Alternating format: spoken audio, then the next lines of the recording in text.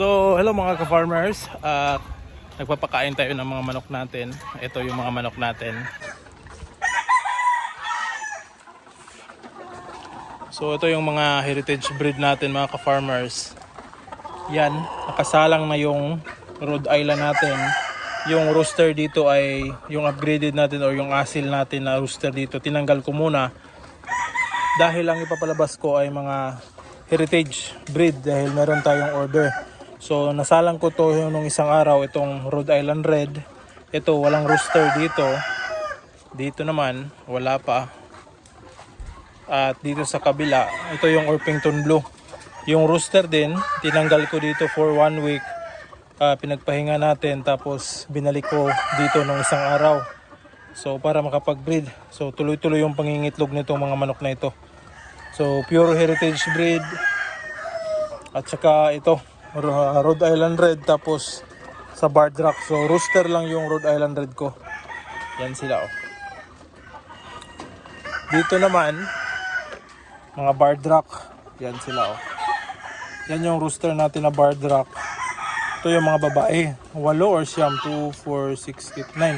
Siyam na piraso yung babae. So yan yung Barred Rock natin na magpapalahi din tayo dahil meron tayong order ng mga sisiw nito. Tapos dito,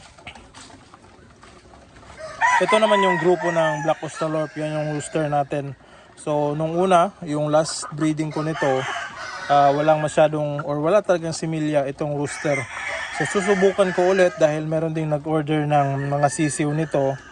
Susubukan ko ulit i-breed at hopefully meron ng mga similya yung magiging itlog nito. So starting tomorrow, magkukolekta na ako ng mga itlog nila. Yung nasa last, yung sa gitna, ito at saka ito. Kukolektahin ko na yung mga itlog nila tapos i-imbak natin para mag-incubate. So dito naman, ito yung mga white leghorn natin. Kanina kukuha ko ng 6 na itlog. Nandun na, naka-imbak na. So mga 30 eggs na yung na-imbak ko. So bukas, kung meron tayong magpapaship, isi-ship natin yun bukas. So yan yung ating mga white leghorn, no? So pinapakain pa rin natin ay yung layer crumble dahil binibreed natin. So dito naman yung mga dumalaga natin. So Orpington Blue 11 heads at saka ito mix. Dito merong Orpington Blue, merong Barred Rock at saka Black. At saka isang upgraded native, yun. So yan sila, tapos na rin yung kumain. So meron tayong siyam na kulungan. Lahat ng pabahay ay puno. So meron tayong mga order ng mga sisiw. Tapos pagkatapos na mag-breed tayo ng bigay na natin yung mga order ng mga pure heritage breed, mag-switch naman ako doon sa upgraded native dahil meron din tayong order kay Sir Vic. So Sir Vic, kung makikita mo to, shout out. So meron din tayong order na mga upgraded. Siguro by August na yata ako makapag pisa. Mid-August mayroon na tayong mga sisiw na upgraded. So hopefully matuloy na yung matapos na yung breeding. So siguro yung heritage breed natin, yun, siguro 1 week egg collection dahil konti lang naman yung order natin. 1 week egg collection, tapos salang na sa incubator, tapos papalitan ng rooster na mga, ito yung mga rooster natin. Asil, saan yung isa? Ito pa. Tapos, saan yung isa? Nandun sa kulungan. So yun yung ipapalit natin. Pinagpahinga ko itong mga rooster para na rin magamit natin sa breeding. So ito, inilagay natin sa dumping para makapagpahinga sila, hindi makakasta, makakain ng tama. Ito, tatlo ito, meron pang isa nandun sa kulungan na asil. Yun yung gagamitin natin sa breeding. Ito naman yung mga cockerel natin. Yan o. Ito, meron tayong isang upgraded dyan. May balbas, tapos pure heritage breed. Ito yung mga gagamitin nating rooster sa next year breeding natin.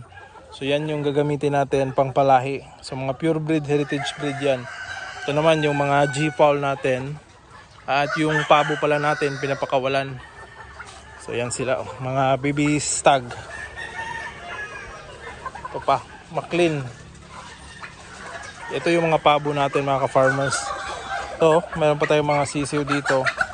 Ito lahat babae, merong heritage upgraded at saka dalawang asil. So ito yung mga pabo natin. Mga babae natin dyan, nakarelax lang. Itong pabo natin mga ka-farmers, mahigit 1 linggo na or 2 linggo na yata itong pinapakawalan ko. Yung dalawa, yung parents natin na dalawang babae, yung unang pinakawalan natin, tapos yung rooster ay tinali ko lang. So para hindi pumunta kung saan saan. Meron pa kung isang rooster yon na pabo, nasa dumping pen lang, pero bala ko yung itali rin para dito lang mag-ikot-ikot yung mga pabo natin. So na-discover ko mga ka-farmers dahil nung isang araw nagpakawala ako ng itong dalawa. Yung dalawang mga malalaki, siguro babae yan. Yan, ito. At saka ito. Yan yung mga anak nitong dalawang ito, yung mga maliliit. So nakapagpisa ako ng dalawa, actually 3 yan, namatay yung isa na sisiw. So yung dalawa, tingin ko babae naman. Nung 1 linggo kong nilagay dyan sa dumping, yan empty na yan. 1 linggo kong nilagay dyan, tapos nung isang araw pinakawalan ko na. So para may kasama yung dalawa, bali yung kanilang nanay. So nagduda ako nung isang araw dahil biglang nawala yung dalawa. So hinanap ko sa paligid mga ka-farmers at ang nadiskubre ko, ang dami palang itlog nila. So ngayon pupuntahan natin at kukunin natin yung mga itlog. Alright? So ayan yung mga pabo natin, meron tayong 4. So comment down sa mga expert dahil di ko masyadong makilala. Itong parang lahat yan, 4 na yan, babae at saka ito lalaki. Ito rin na mamalo. So yung bata namin dito pinapalo nitong pabo na ito. So sa tingin ko naman babae naman yung 4 na yan. Yung nauna na inahin, 2 babae, tapos itong nagiging anak 2 rin. Piniraton yung kinakain nila. So ngayon pupuntahan natin yung mga itlog ng pabo natin. So dito ko na-discover mga ka-farmers na meron palang itlog dito. So ito papakita. So ayan mga ka-farmers, oh.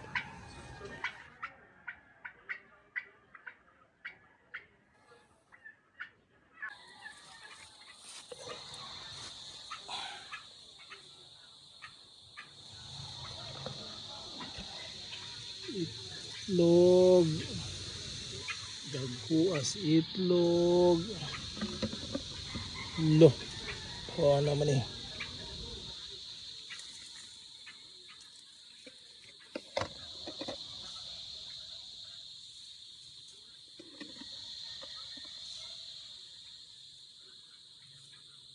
Bili ng 2 ka buok. Kaniri atong kuhaon.